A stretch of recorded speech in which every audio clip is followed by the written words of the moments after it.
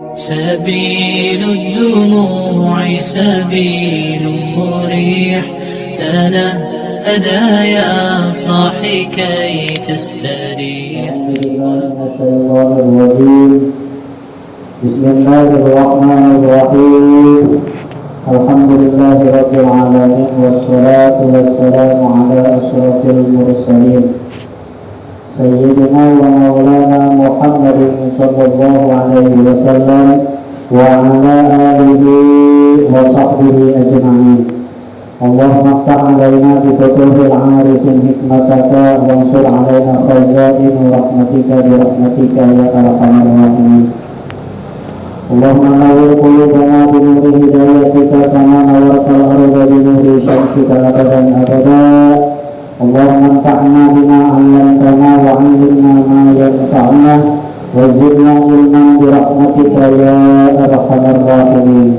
قالوا سبحانك لا علم لنا إلا ما علمتنا إنك أنت العليم الحكيم. رب اشرح لي صدري ويسر لي أمري واحلل عقدة من لساني يفقهوا قولي. ربنا إنك جامع الناس ليوم لا ريب فيه إن الله لا يخلف الميعاد. ربنا افتح بيننا وبين قومنا بالحق وأنت خير الفاتحين والحمد لله رب العالمين. قال المؤلف في هذا الكتاب رحمه الله تعالى ونفعنا بعلومه آمين. بسم الله الرحمن الرحيم. واعلم أنه يحسن استياق بالخرقة وبكل خشم مزل والعاد أولى والأرق أولى والأفضل أن يكون بيابيس نداء بالماء ويستحب غسله ليستفاد به ثانيا. Subhanallahul azim. Para jemaah kaum muslimin rahimakumullah. Pertama dan yang paling utama, marilah kita sama-sama panjatkan puji kehadirat Allah Rabbul Izzati, zat yang telah melimpahkan rahmah dan berbagai aneka ragam nikmatnya, terutama nikmat iman wal Islam serta nikmat syahadat dan umur. Sehingga alhamdulillah dengan nikmat tersebut kita dapat melaksanakan kewajiban kita tadi berjamaah sholat maghrib dan kita dapat duduk di majlis taklim ini. Mudah-mudahan kumpulnya kita di majlis ini tidaklah keluar dari tempat ini melainkan Allah hapuskan dosa-dosa kita. Salawat ma'asalam yang makruman ditakdim semoga senantiasa Allah curah limpahkan kepada baginda Rasulullah Muhammad Sallallahu Alaihi Wasallam, kepada keluarganya, kepada sahabatnya, termasuk kita semua sebagai umatnya yang senantiasa istiqamah, berusaha dan berupaya menjalankan atas segala syariat-syariatnya. Para bapak, para jemaah rahimakumullah, kita lanjutkan balap yang minggu-minggu kemarin bahwa masih tentang bersiwak. Ini yang terakhir, gitu ya. Kalau tidak salah ini di dalam dibuat di dalam kitab Kifayatul Akhyar. Yang di dalam kitab Kifayatul Akhyar ini yaitu pengarangnya, penulisnya itu Al-Imam Taqiyuddin Abu Bakar Muhammad Asli Al-Husaini Ad-Dimishqi Asy-Syafi'i min ulama'il mutaakhirin, yang mana dikutip tafsiran daripada kitab Fathul Qarib. Kalau para santri itu udah hafal nama kitab-kitabnya. Kalau kita hafal tapi lupa. Jangankan kitab Quran aja setahun sekali mungkin kita belum puasa doang. Nah, kenapa ini? Berpegang teguhlah kepada ulama-ulama yang mengkaji ilmu-ilmu ulama mutakhirin. Kitab-kitab kuning, jangan kitab-kitab dari majalah, Pak. Ini kan kebanyakan kita menganut pada ustadz yang ngomongnya keren, tapi tidak bisa baca kitab koneng-koneng aja, ini dengan tulisan, gitu ya. Tahu hadisnya, hadis-hadis goer, ayat di majalah, ayat di koran dibaca, dia tidak mempunyai sanad, jangan ikutin. Karena orang yang berguru tidak mempunyai guru, bahwa min syaitan, dia seakan-akan berguru kepada syaitan. Nauzubillah minal. Nah ini ada sanad kita, gitu ya. Ada sanad. Kenapa? Para santri, para jamaah diajak oleh para ulama-ulama, para ustaz, para kiai diajak untuk membaca kitab kuning, karena orang yang membaca sekaligus yang mendengarkan akan kesenter, kesorot oleh orang yang menciptakan kitab tersebut. Kalau misalkan kita membaca kitab suci Al-Quran, man qara'a Al-Quran yunawwaru binurillah, orang yang membaca kitab Al-Quran akan kesorot, kesenter oleh cahaya Allah, karena kitab Al-Quran itu wahyu daripada Allah Subhanahu wa ta'ala. Jadi kita membaca Quran itu akan kesenter, Pak. Jadi orang yang membaca Quran, para pori, orang yang rajin membaca Quran akan kesenter sinarnya. Beda, Pak. Maka kecil lagi malam-malam gitu ya, merah segala gitu, kesanggah gitu ya. Nah orang yang membaca kalam-kalam ulama akan kesenter, kesorot oleh cahaya-cahaya ulama. Makanya Pak santri ya, meskipun pakai celana, pakai pentoto, kantang priuk, itu kecil banget Pak. Ada dan santri mah, ada dan ustad mah gitu. Ya beda dengan yang ustad. Tidak bisa pakai samping, yang tidak bisa pakai samping, pakai samping ini. Kalau ya sudah Pak, pakai samping pada ini. Kalau ya punya peci hubungan nomor 5, maka nomor 7 atau kali maka negara. Nah inilah salah satunya kita akan kesenter, kesorot pada cahaya ulama yang mentaklid kitab ini. Mudah-mudahan kita semua. Inilah kita lanjutkan bahwa kata Imam Abu Suja dalam tafsirannya, wa'lam annahu yuhsaru istiyaku bihorqati, ketahuilah bahwa sesungguhnya bisa hasil bersiwak itu menyusul ya, mensiwak itu dengan bihorqatin, dengan kain, wa bikul khusnin, dan dengan apapun asalkan yang rupanya kasar kesat, apapun itu, mau pakai ujung sorban, ujung samping, ujung baju, ya, itu bisa sah, bisa kita mendapat pahala bersiwak. Walau itu aula, tapi dengan kayu itu lebih utama. Kayu apa aja, gitu ya. Mau kayu irok, walau irok itu aula, kayu irok ini lebih utama lagi, gitu ya, daripada kayu yang biasa. Misalkan kita lagi mungkin kebenaran ada kayu buntun, Bang, kan buntun bahasa Indonesia, rambutannya kayu rambutan, kata Ustaz itu apa-apa, yang penting asal kesetnya apa, Bang, gitu ya. Tapi kalau arok, kayu arok itu lebih utama. Kenapa kayu arok itu, Pak, di samping emang lebih utama, yang kedua itu banyak manfaatnya, Pak. Jadi yang pertama itu getahnya itu dapat menjadikan obat. Getahnya itu Pak dapat bisa dijadikan obat. Obatnya untuk orang yang sakit gigi, yang mempunyai penyakit bau mulut, kan ada ya, kus-kusi ke bau baik, nah itu pakai irok Pak, pakai arok, gitu ya. Ada potong. Yang kedua beda dengan kayu-kayu lain. Kalau kayu arok itu kita beli misalkan potongannya, kita potong atasnya, gitu ya, kita gigit sedikit, itu ada seratnya Pak. Beda dengan kayu-kayu yang lain. Kalau kayu biasa itu ada seratnya. Kalau kita kayu arok itu ada seratnya yang kita bisa jadikan bersiwak. Inilah wal aroku aula, pakai kayu arok itu lebih utama. Nah, kalau kita nggak punya, ya pakai apa? Harkoh yang lain. Kayu kita nggak apa-apa, asal yang rupanya kesat, yang lembut. Kalau yang lembut itu tidak termasuk golongannya, asal yang kesat bisa ya. Wal afdalu ayyakuna biyabisil bilma'i.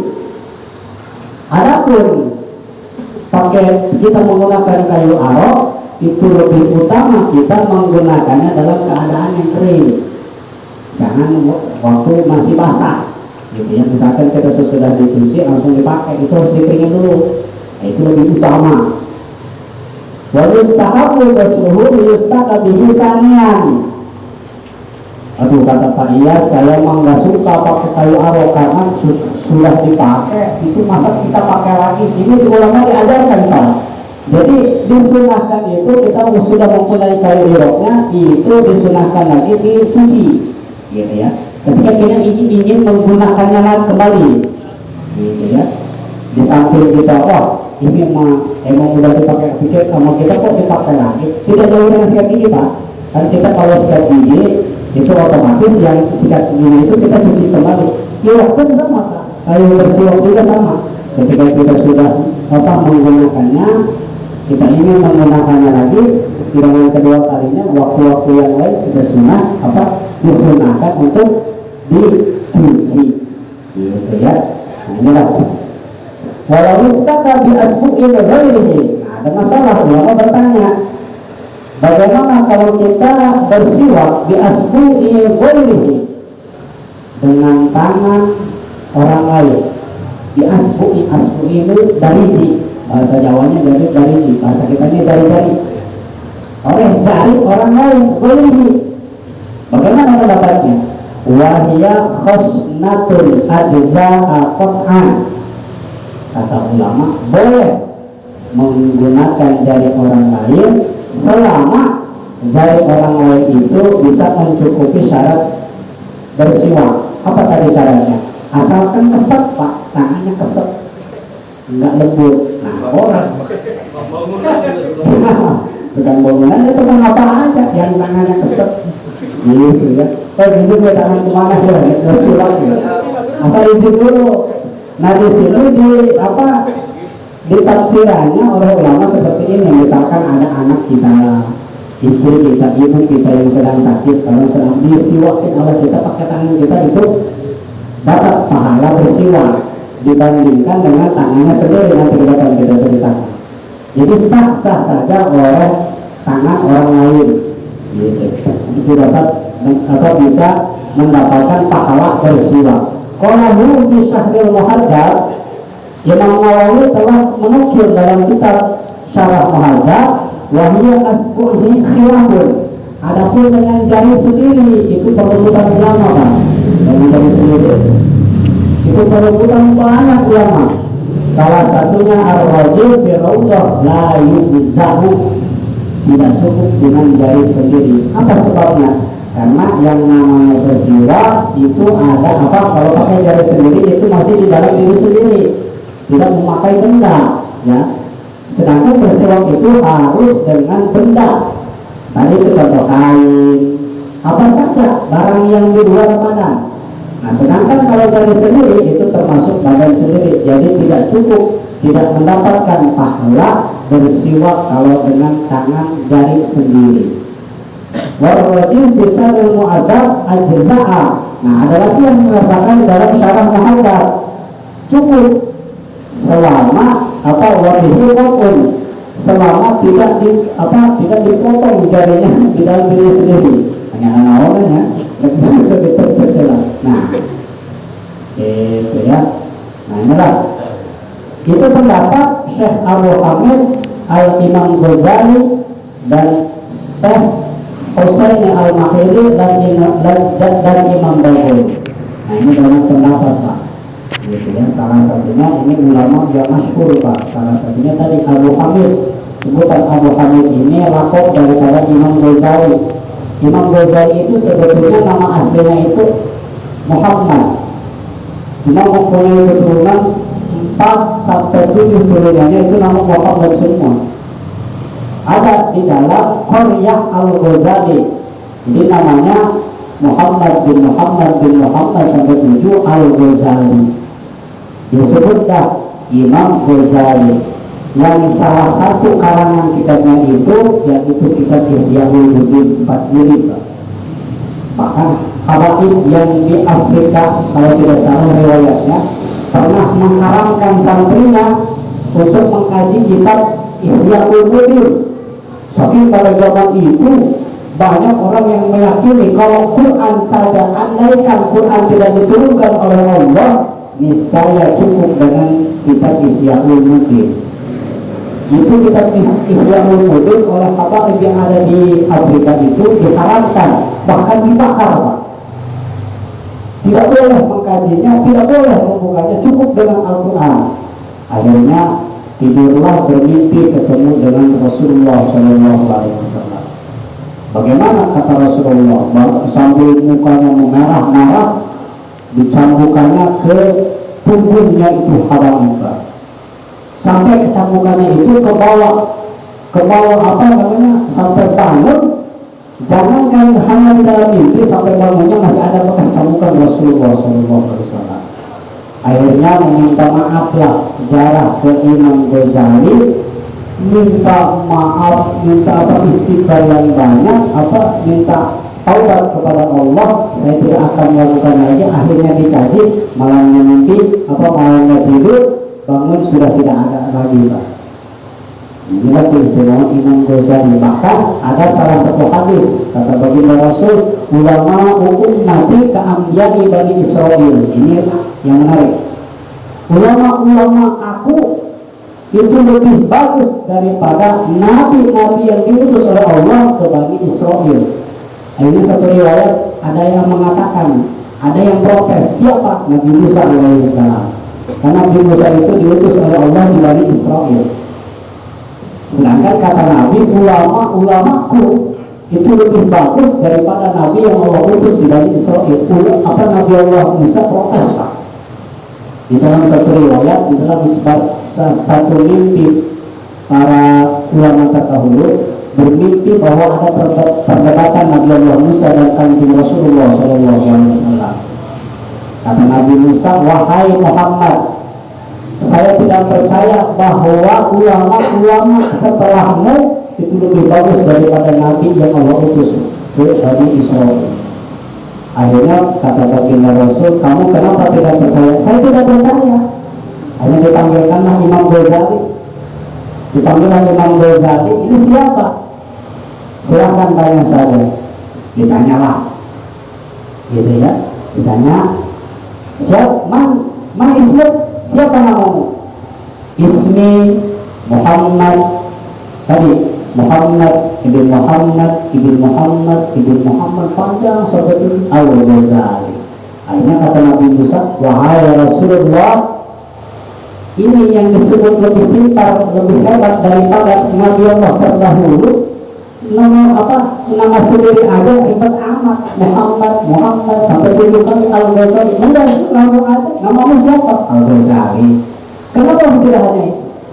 Jangan dulu berdebat kepada saya, tanyakan kenapa. Hai wahai hamba Allah, kenapa kamu tidak langsung bahwa nama kamu itu langsung Al-Ghazali?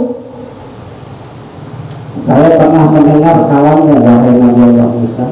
Waktu ditanya oleh Allah Subhanahu wa Ta'ala di Gunung Turisina, bahwa kata Allah Subhanahu wa Ta'ala, itu Musa, tongkatmu untuk apa? Dijawab oleh Nabi Allah Musa, ini tongkatku untuk membelah lautan, untuk dijadikan ular, mukjizat yang diberikan oleh Allah dan lain-lain sebagainya. Dijelaskan lebih banyak. Kenapa wahai engkau Nabi Allah Musa? Begitu ditanya oleh Allah, itu tongkatmu wahai Nabi Allah Musa untuk apa? Ini tongkat untuk saya berjalan. Udah gitu aja. Kenapa nggak jawab sesingkat itu? Dijawab oleh Nabi Allah Musa, kenapa aku jawab yang lama saat aku berbincang dengan Allah Subhanahu wa Ta'ala? Karena aku ingin berbicara yang lebih lama dengan Allah Subhanahu wa Ta'ala. Akhirnya dijawab oleh Imam Ghazali, saya pun begitu. Kenapa saya menanyakan nama saya Muhammad bin Al-Ghazali? Itu karena saya ingin lebih lama mengobrol dengan kamu wahai Nabi Allah Musa. Akhirnya Nabi Musa menyerah, Pak. Wah, sebenarnya enak. Nabi Musa kalah, Pak, berdebat dengan Imam Ghazali. Saking gagah-gagahnya ulama ummati ka'anbiya Bani Israil. Ulama-ulamaku kata Nabi itu lebih, Bani Israil itu lebih unggul daripada Nabi Allah, nabi-nabi yang diutus oleh Allah ke Bani Israil. Tapi jangan merasa ada orang yang sudah menjadi ulama Allah digurukan oleh orang dengan hadis ini, aina ada, iya, Nah, gitu terutan yang lebih terakhir, ya Allah. Saya tahu, itu intinya. Nah, inilah Abu Hamid Al-Ghazali riwayat sedikit. Waqtara yani fil bahri wala basa ayyustama bisiwakin ghairihi biidnih. Tidak menjadikan bahaya, artinya dibolehkan kita bersiwak menggunakan siwak orang lain. Misalkan teman kita ada yang punya siwak, nah biidnih, kita izin dulu, Pak, saya mau bersiwak, saya belum beli, nggak keburu, meminjam dulu boleh nggak? Gitu ya. Kalau kata bapak ini silahkan. Itu baru kita bersiwak selama ada izin di orang yang mempunyai siwak tersebut. Nah, ini ada yang menarik Pak, izin di sini Pak. Dalam hukum Islam memang itu meminta izin istiqdan. Apapun itu diharuskan Pak. Baik kita meminjam siwak, meminjam pulpen, meminjam hapusan, pakas rumah, golok dan lain sebagainya, itu harus minta izin terlebih dahulu.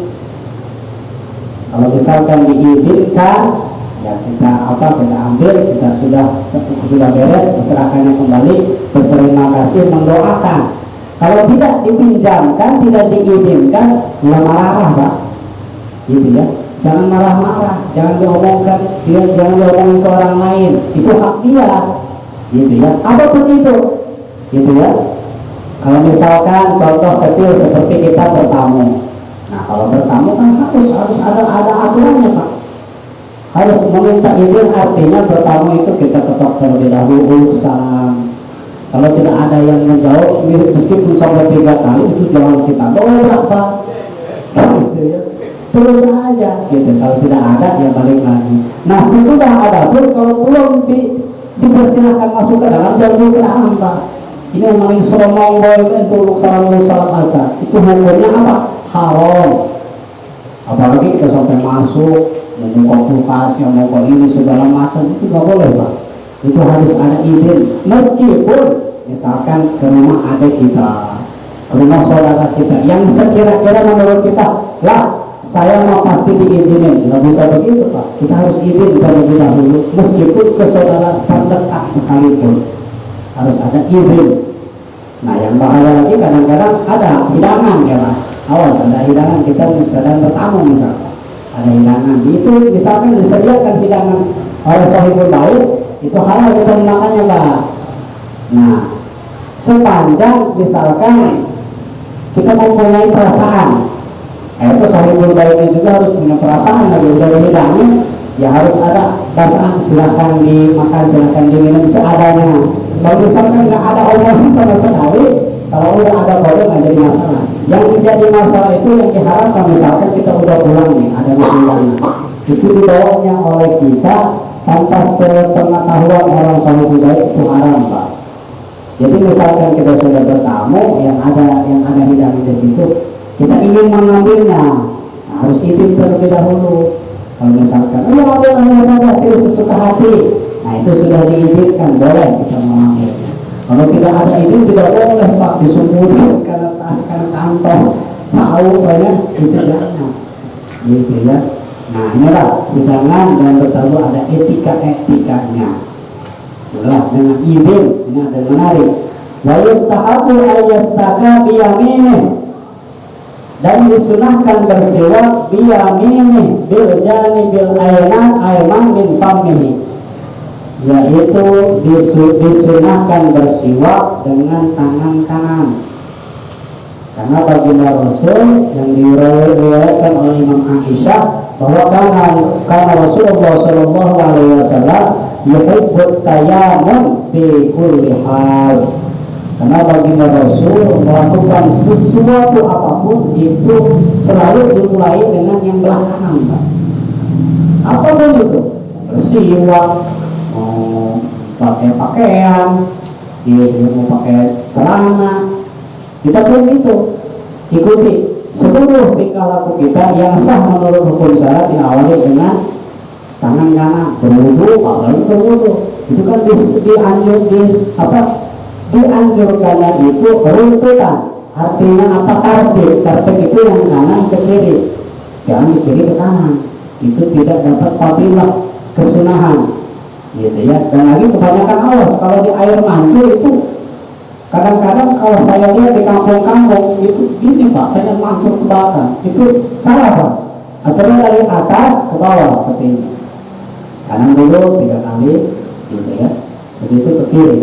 Jangan hanya wah cukup kali motor ke bawah, ya nggak bisa begitu lah, gitu ya. Dari sikut ke bawah, jadi tinggal dielak agak enak, gitu ya. Itu harus dari atas ke bawah. Nah itu menurut hukum fikih, jadi harus mulai dari kanan. Apapun itu, kecuali mencopotnya, mencopot baju, nah itu sudah dahulu yang kiri. Mencopot sendal pun harus dengan kaki kiri, kalau memakainya dengan kaki kanan. Nah ada triknya, kalau misalkan kita masuk ke masjid, kita sunnah kaki kanan.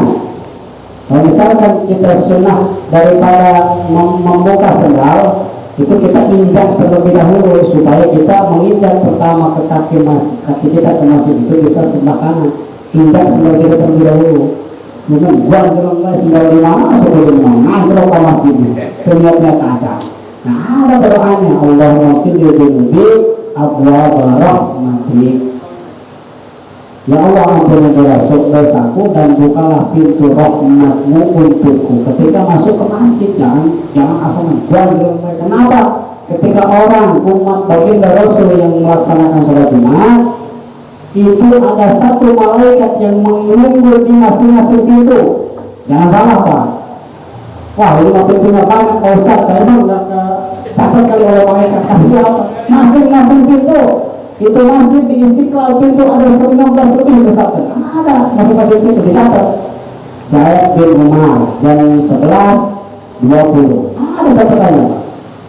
Ada Junaid bin Sarkil 11.45. Oh, udah ada nih ya. Nah, ada catatannya. Nah, awas yang ke masjid itu kalau bisa lebih awal.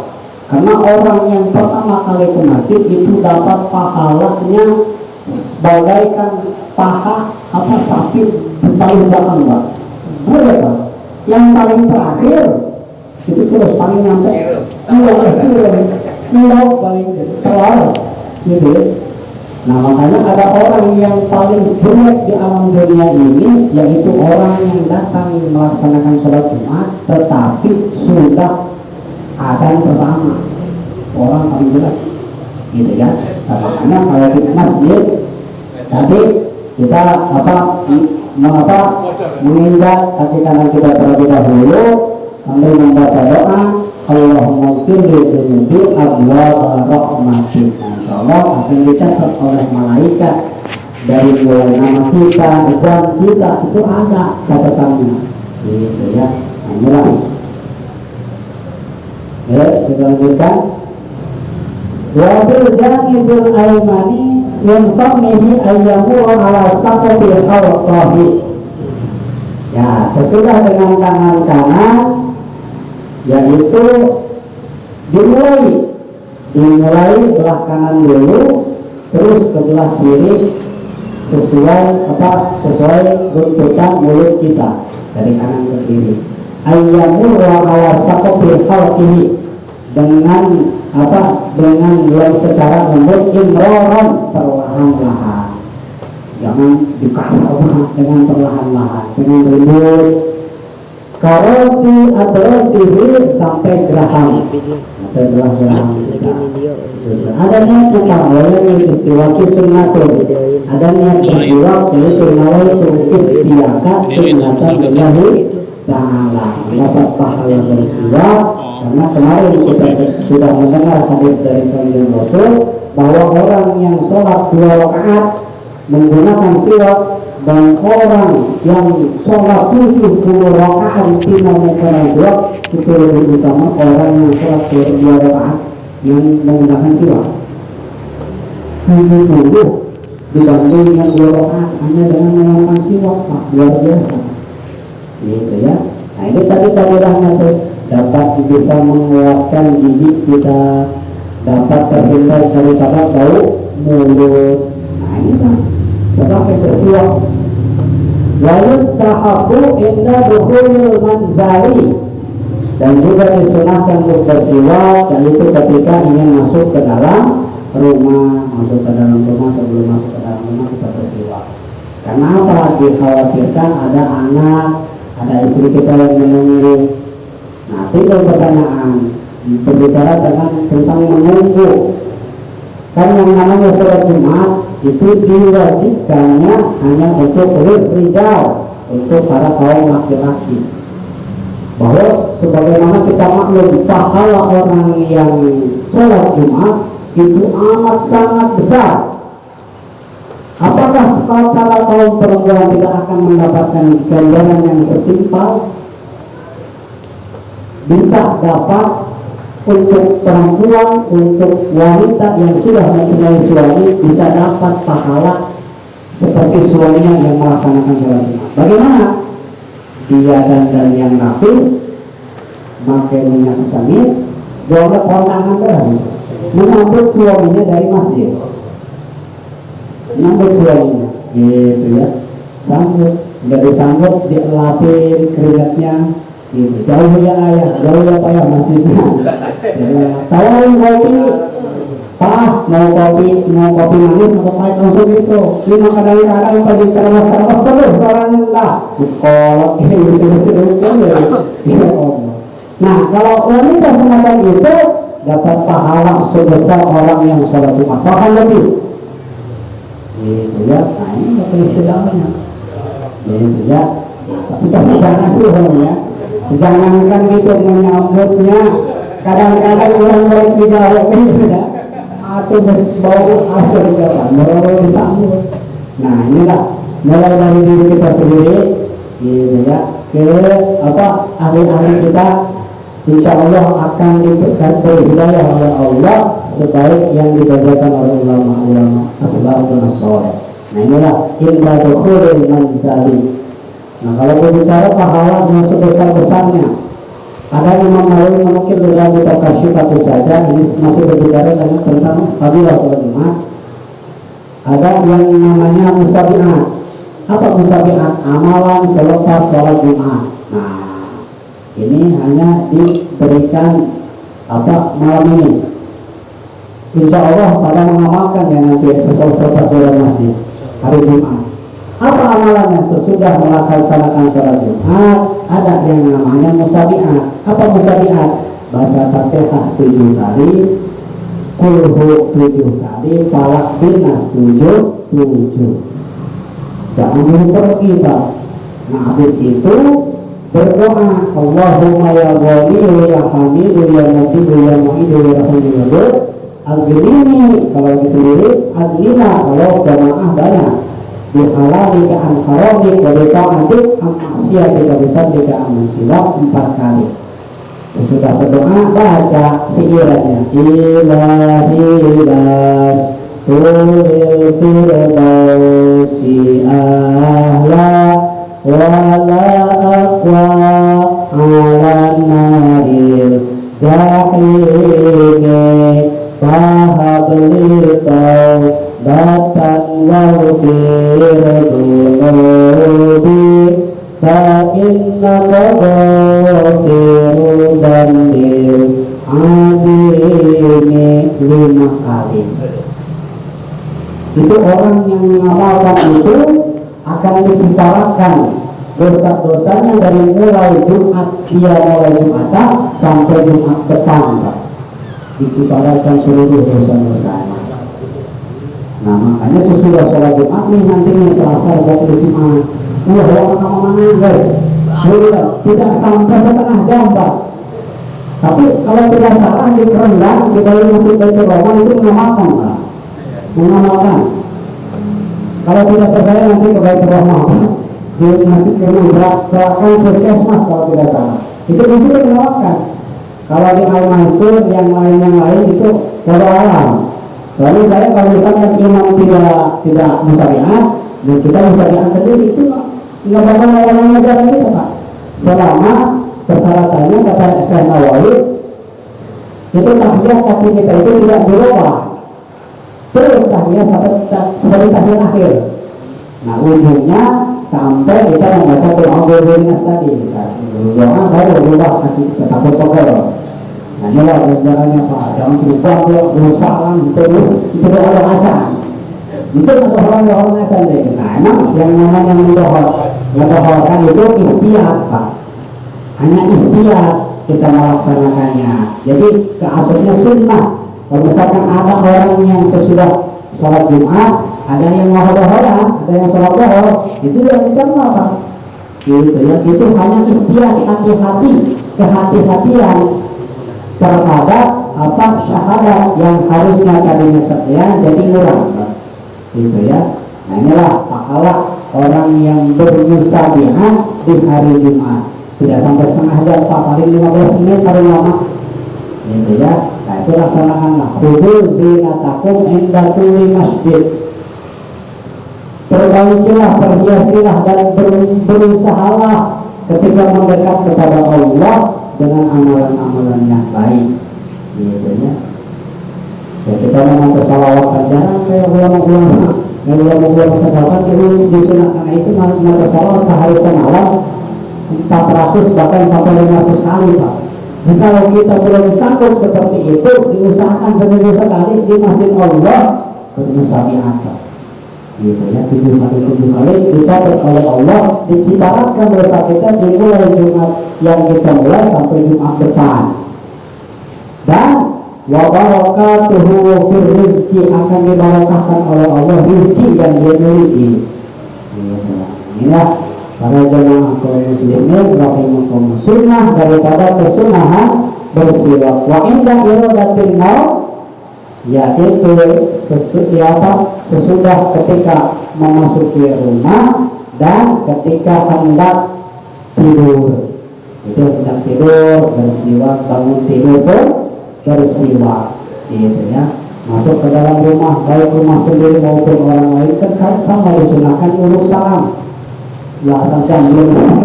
Bahkan kata ahli hukama mengatakan kalau mau kita jumpa rezeki anak apa kita, keluarga kita, rumah kita dibawakan sebelum masuk ke dalam rumah, membaca kulhu sebanyak 3 kali sebelum masuk. Ada jangkaan yang tidak Allah banjung katanya. Gitu. Salam. Assalamualaikum. Ada yang jawab. Kalau misalkan tidak ada yang jawab, kita tahu rumah kita kalau isinya tidak ada. Ada yang lain assalamualaikum warahmatullahi wabarakatuh. Soal itu bakal ada yang menjawab, yakin Pak, siapa? Malaikat. Cuma malaikat itu tidak terkenal oleh kita. Kalau ada rumah kosong, ada yang terdengar kabel tadi bisa salah dia punya jawab. Bakal ada. Hujitum, idza hujitum bi tahiyyatin fa'ayyu bi ahsana minha aw rudduha. Kalau ada yang membaca salam, fa'ayyu bi ahsana minha, maka lebih bagus sila. Jawablah olehmu dengan jawaban yang bagus. Assalamualaikum. Waalaikumsalam warahmatullahi. Bagaimana Pak Ustaz? Kadang-kadang ibu-ibu, kadang-kadang bapak-bapak ada juga. Assalamualaikum. Bagaimana itu? Nah, kata guru saya di konten sebenarnya itu haram banget menjawab. Tapi kalau kita karena menghargai, kalau misalkan tidak dijawab, yang dihawaan bisa ya. Kalau salam dan jawab, jawabannya ada Pak. Dijawab orangnya, salam, gitu kan. Tapi kalau ada yang bilang assalamualaikum, itu kalau kita tidak menjawab haram. Ini haram, itu jawab assalamualaikum, karena artinya keselamatan untukmu, seakan-akan dia mendoakan kita. Makanya harus ada jawaban. Waalaikumsalam warahmatullahi. Keselamatan juga untukmu dan untuk kita semua. Itu kan artinya. Misalkan ada lebih juga assalamualaikum warahmatullahi wabarakatuh. Jawaban lebih bagus. Waalaikumsalam warahmatullahi wabarakatuh wa maghfiratuh. Sampai wa maghfiratuh wa ridwanuh. Itu saling lebih sempurna. Kalau misalnya sudah sama-sama sempurna, sudah wujudnya. Kita saling kesenaran itu boleh kan? Gitu ya. Inilah wa inda dukhulil manzali wa inda iradatin naum. Ketika hendak kita tidur dan bangun tidur itu disunahkan untuk bersiwak terlebih dahulu. Karena apa? Kemarin itu kita banyak mempelajari bahwa fadilah siwak itu sangat banyak. Salah satunya tadi 2 rakaat, dan juga tidak secara langsung bagi Rasul itu mengajarkan kepada umat-umatnya untuk bersiwak, gitu ya. Untuk apapun itu, setiap kelakuan kita, gitu ya, kelakuan yang disahkan menurut hukum syara itu diawali tadi dengan kanan dan didahului juga dengan bersiwak selama sah menurut hukum syara. Terlepas daripada itu, selain daripada itu, misalkan hal yang makruh, apa? Seperti kita bekerja, kebetulan kita bekerjanya itu di bidang membawa atau nanti mengkerutkan kotoran kambing, kalau nggak kotoran kerbau, itu jangan pakai asma Allah dan jangan pakai bisul, Pak. Bismillahirrahmanirrahim. Kayak kerbau ya, seperti tahu. Nah itu makruh, Pak. Hal-hal yang makruh apapun itu. Bagaimana Pak Ustaz kalau di Jakarta menyeting orangnya, sama itu Pak, menggantikan selokan itu Pak. Itu termasuk barang yang makruh Pak. Kalau kita berpikir misalkan, kalau membersihkan sampah, subhanallah. Hari di masjid cicing baik, ini lebih kedua di tempat Allah. Selain daripada itu, gitu ya, selain daripada kamar mandi dan di luar tempat kerja kita yang notabene-nya banyak najis. Kalau di kamar mandi itu bisa diambil Pak.